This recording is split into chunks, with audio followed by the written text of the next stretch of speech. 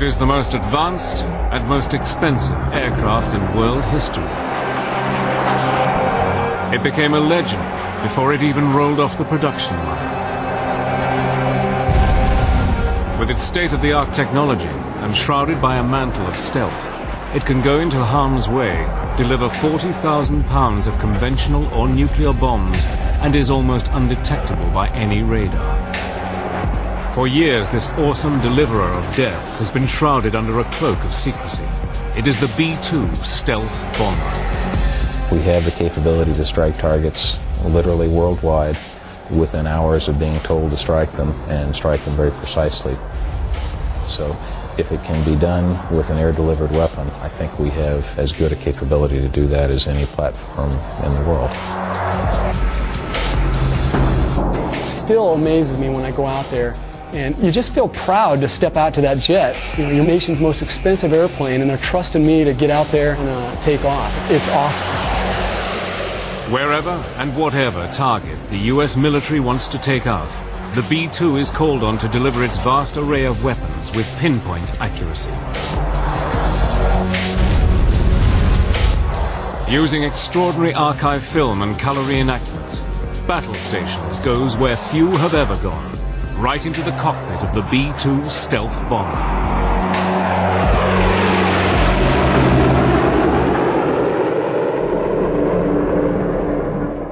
On a cold spring morning on March the 24th, 1999, in the skies over Yugoslavia, two B-2 stealth bombers are about to penetrate enemy airspace for the first time. Early on, we weren't sure. What the enemy was capable of seeing or anything like that. In fact, the first night of Operation Allied Force, as the airplanes are flying into Serbia, there was a MiG engagement with an F-15 directly below the airplane. And it turns out the MiG had no idea that the B-2s were directly overhead. And hearing that report just started to really quickly build the confidence in stealth technology.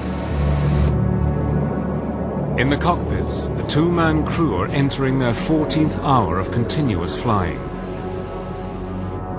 Having refueled over the Mediterranean Sea, they move into stealth mode, and the sleek shapes of the B-2s vanish into the night sky.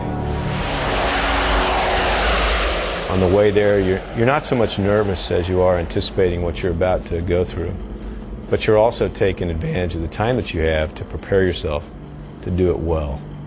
And so you spend time studying imagery and studying the targets and familiarizing yourself with where the threats might be. The two B-2s separate, one above the other, and climbing to combat altitude, begin their carefully choreographed bomb runs. The B-2 pilots have no chaff, no flares, no high-speed afterburner, and no missiles to fire back. They have only one thing to protect them: their stealth. Normally on a training mission, when we're just simulating the release of weapons, we don't open the weapons bay doors. Obviously on a combat mission, when you're dropping weapons out, the doors do come open. And so there's drag on the airplane, there's noise on the airplane. There's a clunk when the weapon falls off the airplane. High over the target area, the aircraft shudders as weapons shoot out from the twin rotary launchers in the bomb bay of each B-2.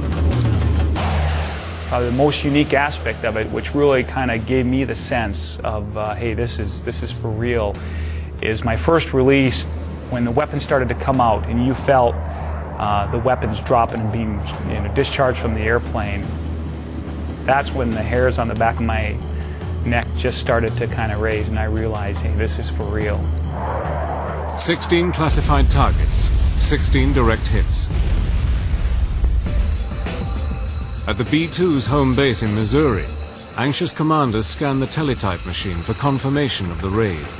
Suddenly there is a text: Darth 0, 1 and 2. Clean and green. The B-2s are safe and heading for home. In the final year of the 20th century, the flying wing had come of age and gone into battle.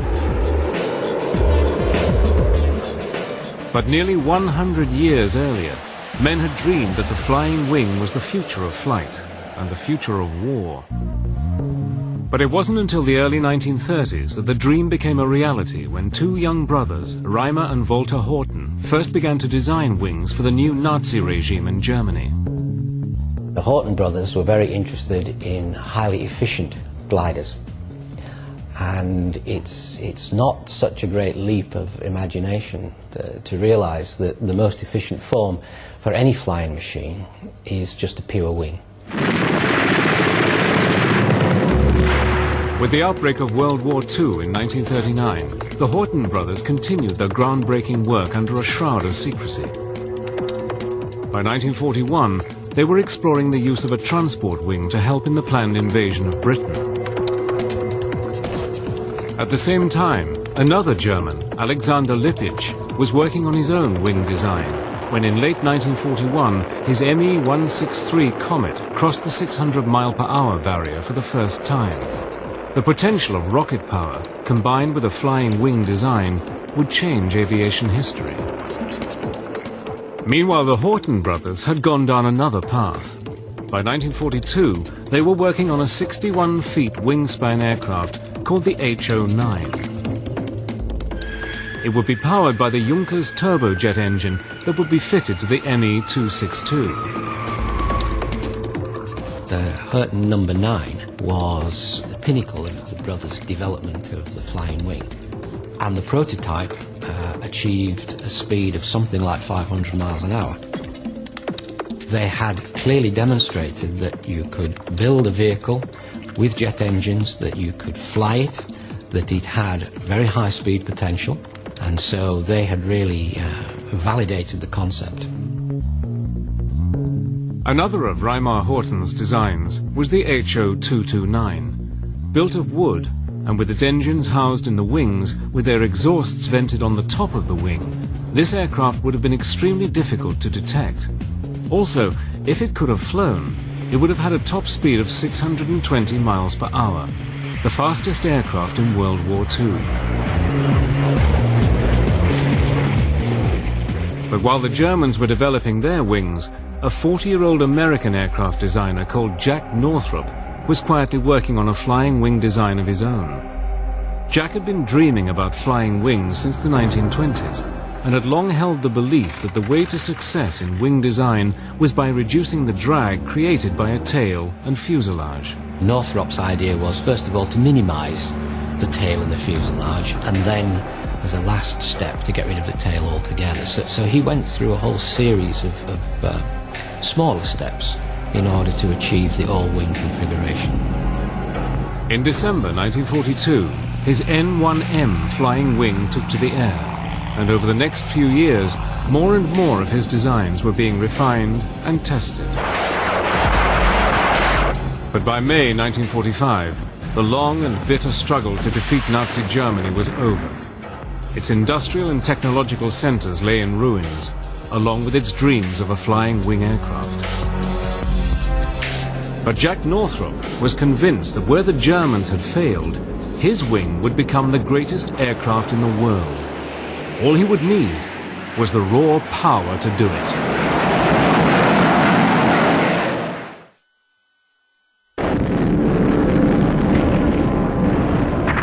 May 1945. Nazi Germany was smashed into submission, and with it went its hopes and dreams of building a flying wing aircraft. But while post-war America continued to build conventional aircraft such as the B-29, one man pursued his vision. In 1946, Jack Northrop tested his massive 400-mile-per-hour XB-35 flying wing. Powered by 4 turboprop engines, this aircraft was seen by some as the bomber of the future. This was where Northrop's vision really started to take shape, because the XB-35 had a wingspan of about 60 meters. This is a big airplane, even by today's standards. Its problem was that whilst its top speed was about 400 miles an hour, its speed in long-range cruise was only 185 miles an hour. Northrop met this challenge when in 1947 he introduced his new YB-49. Powered by 8 Allison jet engines, this 172-feet wingspan Goliath was capable of flying at over 500 miles per hour at a ceiling of 40,000 feet. Jack Northrop had taken the American Flying Wing off the design boards and into the air. Now, a preview of the Flying Wing transport of tomorrow.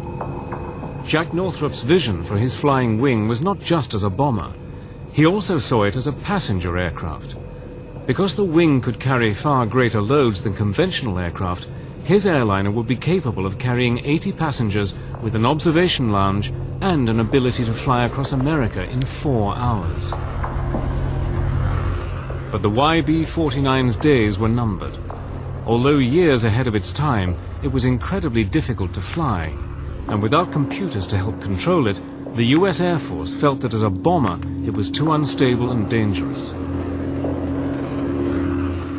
In late 1949, and in an unprecedented decision, the US government ordered that all Northrop's YB-49s were to be destroyed.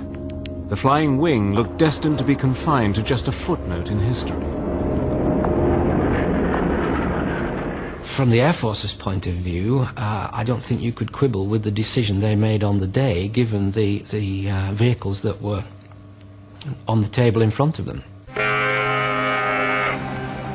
But the destruction of the first flying wing came at a perilous time in history.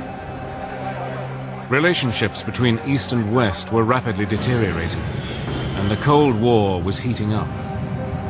The world was entering a new era of nuclear power and nuclear testing.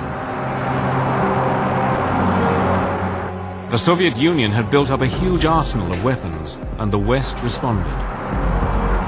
In a policy that was known as MAD, Mutually Assured Destruction, the heavy bomber was seen as the first line of attack.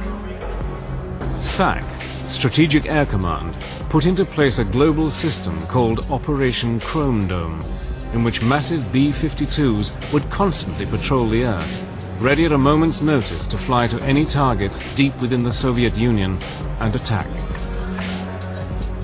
But SAC was also alarmed at the Soviet Union's new improved radar and SAMs, surface-to-air missiles. SAC was determined not to let its giant B-52 bomber fleet become sitting targets for the Soviet Union. It became apparent that any bomber aircraft that had to penetrate Soviet airspace was going to have to run a layered gauntlet of air defense missiles that could shoot down aircraft no matter how high or how low they were flying. The only way to evade Soviet air defense missiles was to fly so high that you're never going to hit a target with your bomb. What the US needed was an aircraft that could evade the Soviet defense system, fly to its target, deliver its weapons, and bring its crew safely home, all under the cloak of invisibility. But to do this meant a complete rethink on designing and constructing aircraft. Every aircraft has what is called its radar cross-section. When an electromagnetic radar beam hits an aircraft, it bounces off anything that is large or pronounced, such as engines, straight wings, or cockpits. The radar operator sees all this information coming back and can determine the size, height, and direction of an aircraft. This is known as the aircraft's radar signature. But if you can deny this information to the enemy's radar, then the plane will become almost invisible. The mantle that will shroud the aircraft from its pursuers has a new name: stealth. During the mid-1970s, the US government put out a top-secret tender to selected aircraft manufacturers. Their objective was to come up with a feasible design for an advanced technology bomber, capable of long range, high payload, and low observability. By some strange irony, the winner was Northrop's. 30 years after seeing the destruction of their fleet of YB-49s, Northrop's were back in the flying wing business. During the early 1980s, Northrop worked on designs for their stealthy bomber. The entire project was buried deep within the highly classified and ultra-secret Black program. At the time, the US Black Program was so secret that even those who knew about it were forbidden from ever acknowledging its existence. Even Congress was denied the knowledge of what or where money was being spent. The Soviet Union was carefully examining things like American technical journals and the American defense budget so that they would know what threats they'd have to deal with in the upcoming years. And in order not to have this very nifty new bit of stealth technology apparent to the Soviets just by picking up the annual published defense budget, they had to make it what's called a black program. With costs rising higher and higher, Northrop and its partners worked against the clock. Originally, the contract had been clear in its requirement: build a heavy bomber that could never be seen by enemy radar. The solution, like the aircraft they were developing, seemed impossible.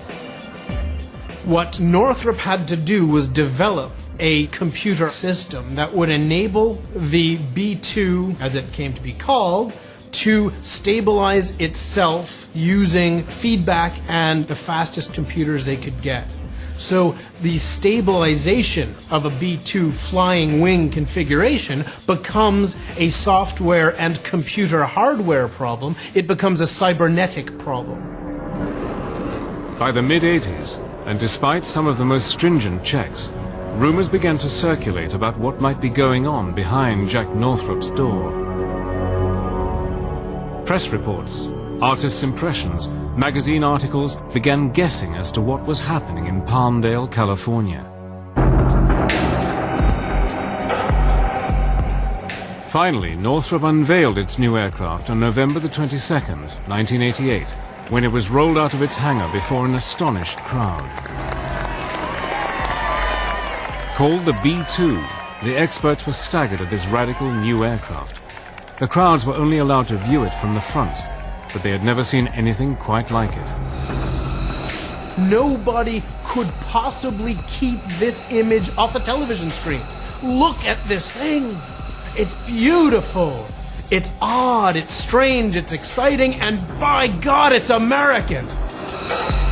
But even as it rolled out of the hangar, time was running against the B-2.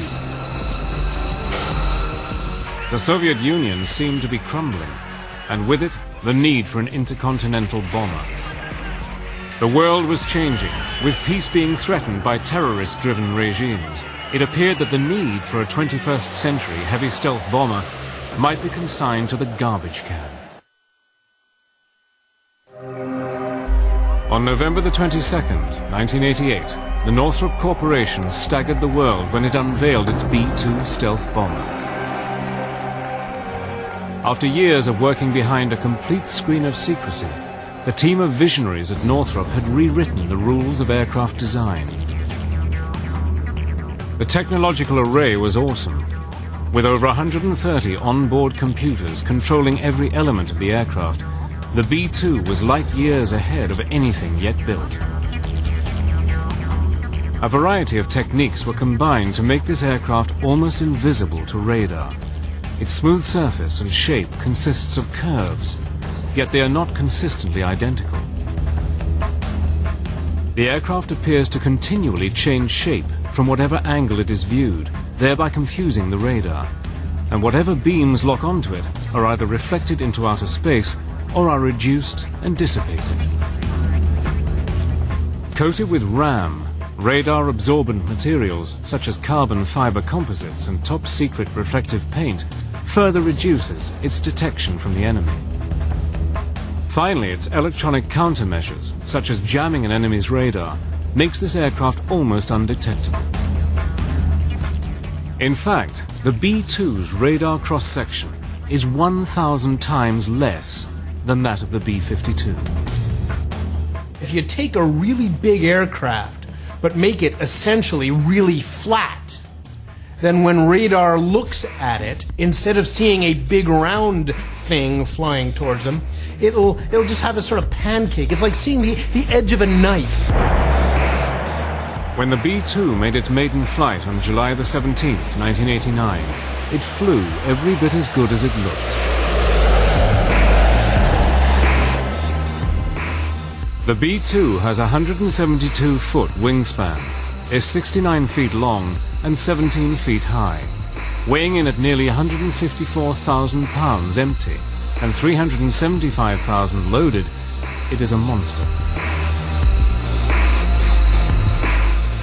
Approximately 80% of its structure is made of carbon fiber composite, lighter than aluminium, stronger than steel.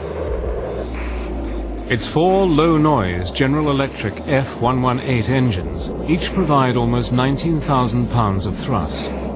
They have special exhaust vents on the top of the wings, which, when its hot gases are mixed with cooler air, make it almost undetectable to heat-seeking sounds. With a top speed of about 680 miles per hour and a service ceiling of 50,000 feet, this massive aircraft can also fly approximately 6,000 miles without refueling. No target anywhere in the world is safe from its weapons. And the amount of weapons it can carry is awesome. 40,000 pounds of conventional, laser-guided or nuclear bombs and missiles. The airplane can carry a variety of weapons, almost anything in the Air Force inventory. Our primary weapons, though, are the guided munitions. Our bread and butter is the GPS-aided JDAM, the Joint Direct Attack Munition. We can carry that in several flavors. The 2,000 pound is the most common. We do have the 5,000 pound GPS-aided munition. We have a few of those left, and we're getting some more. And we can carry some standoff guided munitions, the Joint Standoff Weapon, the JSOW. By the 1990s, the top-secret B-2 began to enter service, but it would take on a completely different role than planned as an answer to Soviet aggression.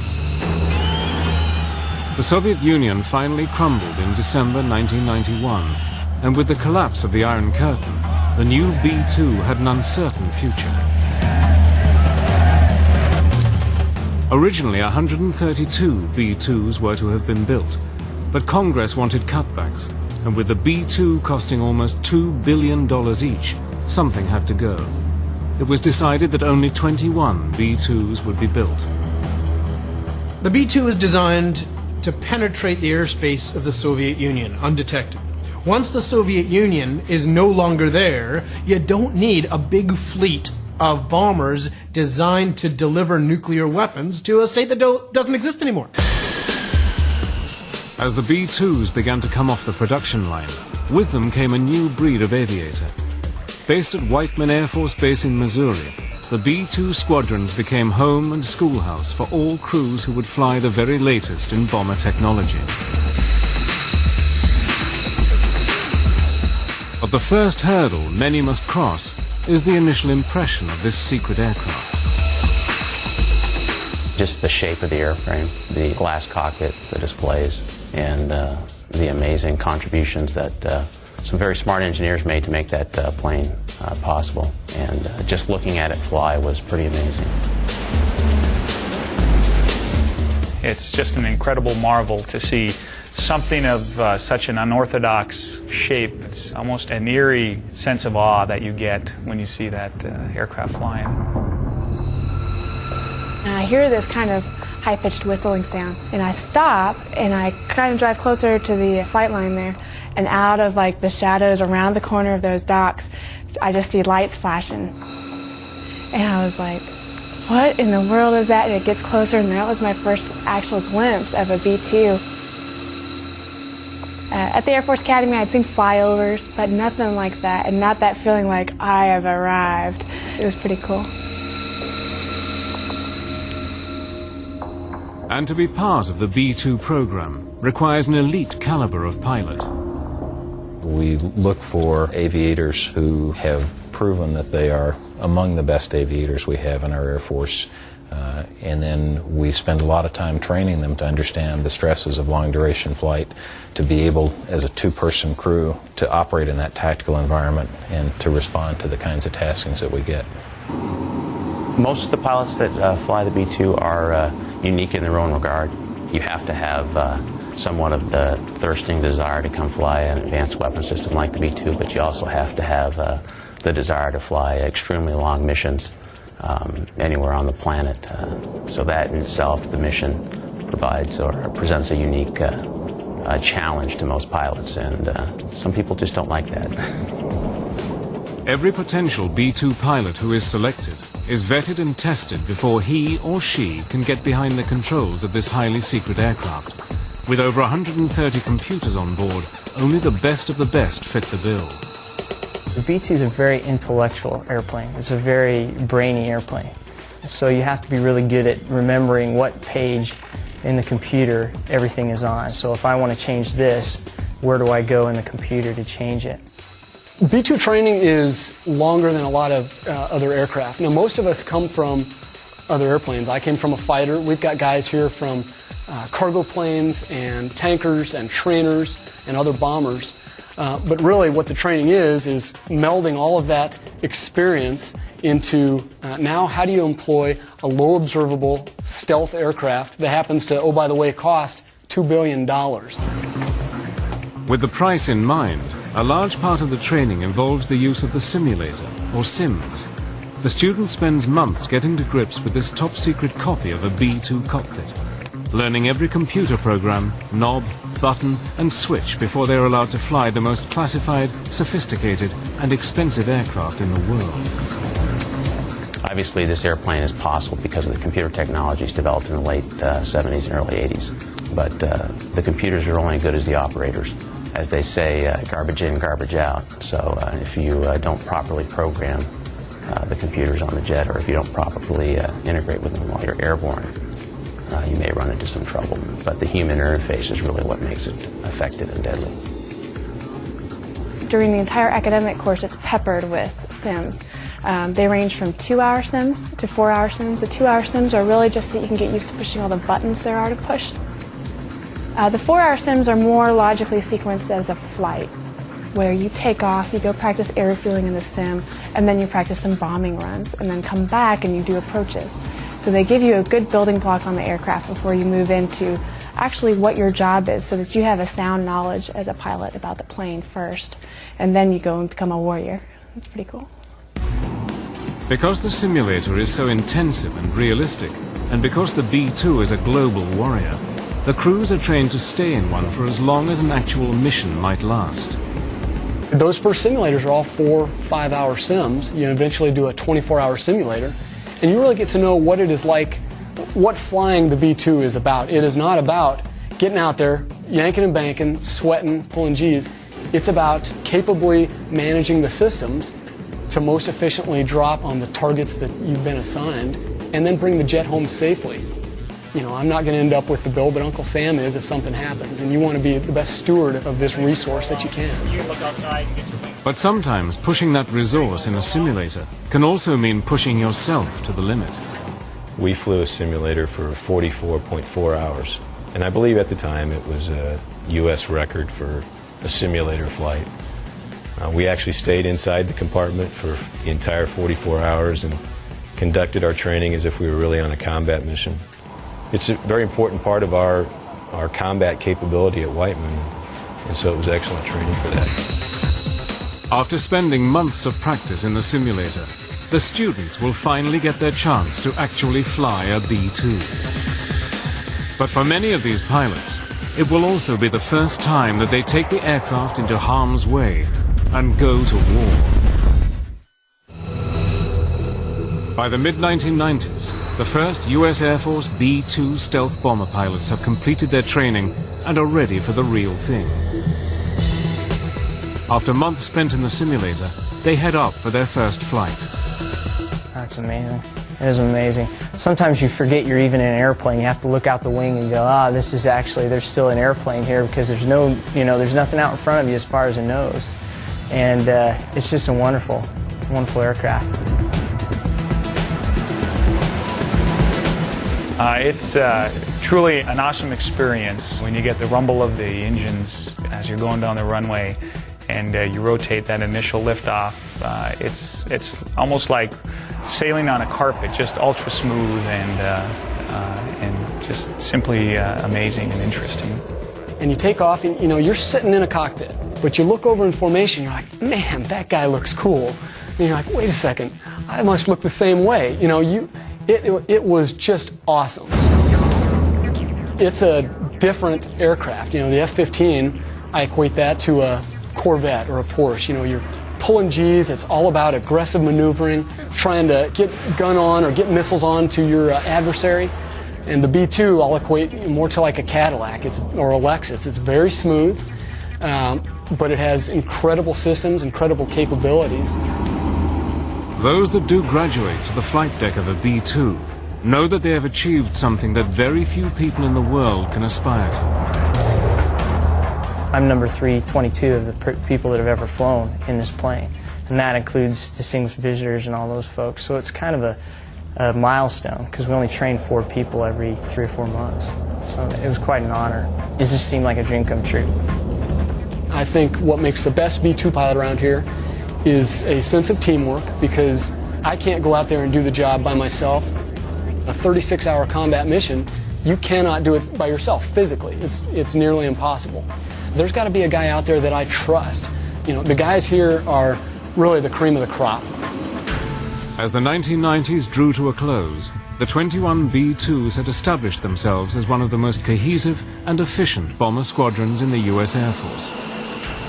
They had honed their skills to pass all tests asked of them, but they had not been tested in battle.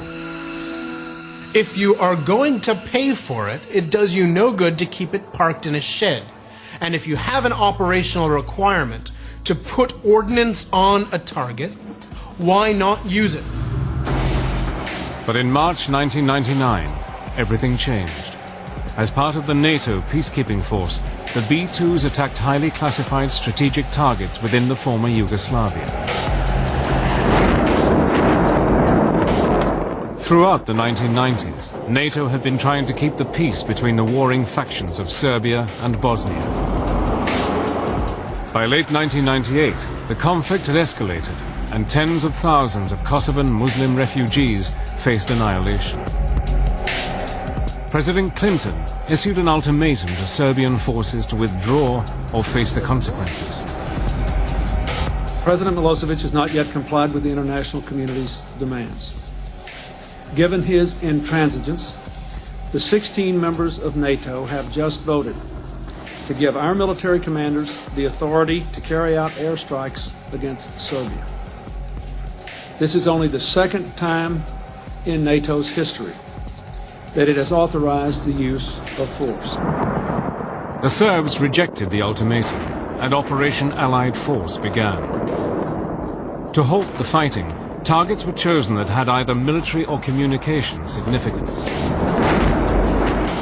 Throughout Operation Allied Force, the B-2s conducted 45 sorties, often in weather that other Allied aircraft could not fly in, and produced incredible target hit rates. The B-2, if proof was ever needed, had come of age as the most awesome bomber in history. B-2s from Whiteman flew less than 1% of the total missions, but dropped 11% of the bombs. But its role as a peacekeeper was about to change with the start of the 21st century, when the B-2 bombers were amongst the first to lead the fight against terrorism. From 9/11 onwards, in Operation Enduring Freedom, the stealth bomber was hurled against the Taliban forces of Afghanistan. When Enduring Freedom came along after the September 11th attacks, we were told we were probably going to go to strike targets. And we knew that the B-2 was going to be used in the first few nights. And those sorties turned out to be some of the longest combat sorties in history. The secret flights to Afghanistan could be anything from 35 to 40 hours in duration. And because of the mission's length, the B-2s were refueled in the air up to 6 times, a procedure that many of its former fighter pilots found demanding. Refueling in the B-2, you know, in the F-15, you've got a glass canopy all over you. And so you see the tanker in front of you, and you see the boom coming down your left side, and you focus your mirrors so that you see where that boom is plugging into the jet. And you've got great peripheral vision. In the B-2, he plugged you about 20 feet back from the nose of your aircraft. So what I'm seeing, you know, as I drive up to the tanker, sure, I'm seeing the boom, but as it crosses basically past the canopy bow, all I'm seeing is the belly of the tanker and his wings. So you are now relying on the lights, you're relying on the boomer who's up there giving you those light signals, telling you forward, aft, down, up. It is at night or in the weather I think it's one of the most difficult things we do. F-16, you may take 7,000 or 8,000 pounds of gas, whereas in this airplane I've taken 110,000 pounds of gas all in one time, so obviously you're there a lot longer. The sheer length of these missions put a strain on the physical and mental endurance of these pilots, and for many of the crews, a novel way to sleep was found.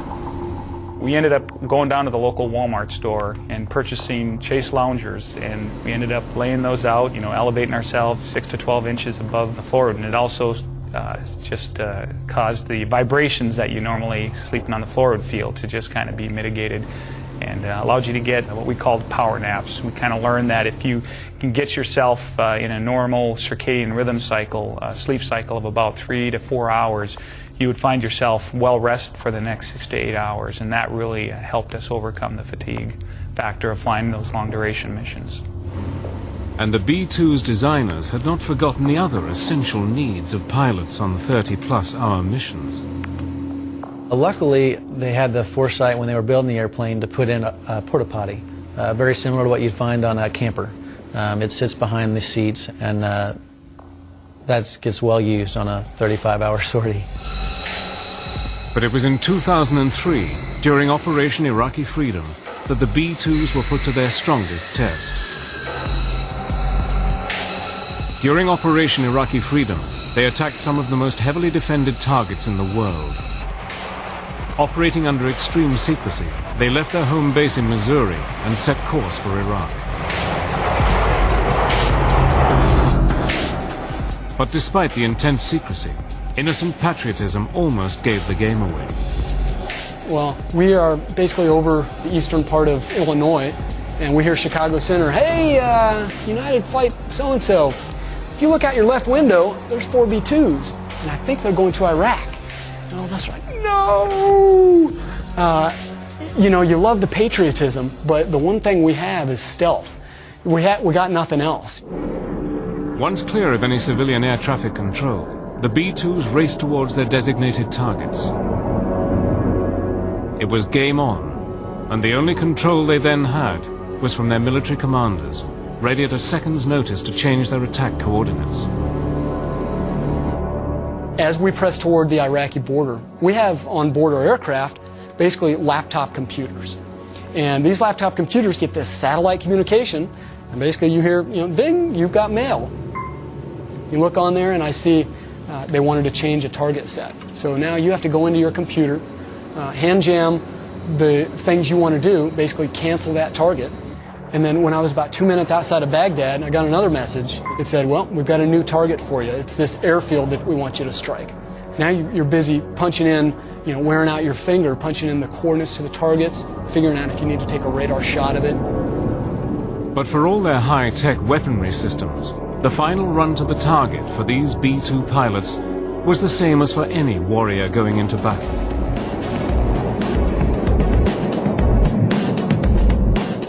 You cross into Baghdad, and the eerie thing is, it looked, in all of Iraq, really, looks like flying over the Midwest USA. There's lights on, there's, streets coming out of it. But as you get into Baghdad, our doors open. When the B-2's doors open, it's really the only time you kind of clinch up and say, oh, because now you're not a B-2, you're a B-52, you're any other aircraft out there. Your radar signature is exactly like any other airplane. It is at this point, just before they drop the most sophisticated weapons on Earth, that the crews are at their most vulnerable from enemy attacks. That's the time you're hoping and praying that your stealth technology works. The time it takes for those weapons to fall, we're just basically kind of looking out the side, figuring out if there's any enemy stuff happening. Once the weapons hit, we didn't see a lot of missiles shooting up prior to that, but once the weapons hit, looking over our left and right shoulders, missiles are going up like crazy, AAA missiles.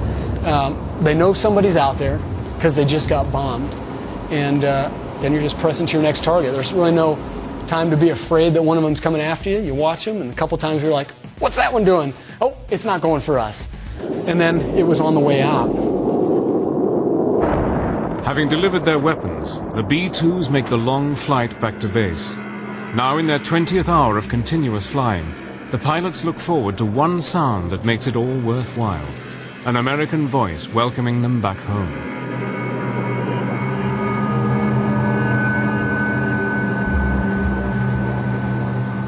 I'll tell you the greatest sound I think my ears will ever hear. We were about 150 miles or 200 miles off the coast of New York. And across the radio, after all day hearing foreign controllers, we hear, "Stealth 3-1, is that you? This New York Center." And we're like, "Oh!" You know, somebody who likes us, somebody who's friendly to us. You know, we're home. So we asked Center if we could be vectored over Manhattan, basically over the site of the World Trade Center, Statue of Liberty.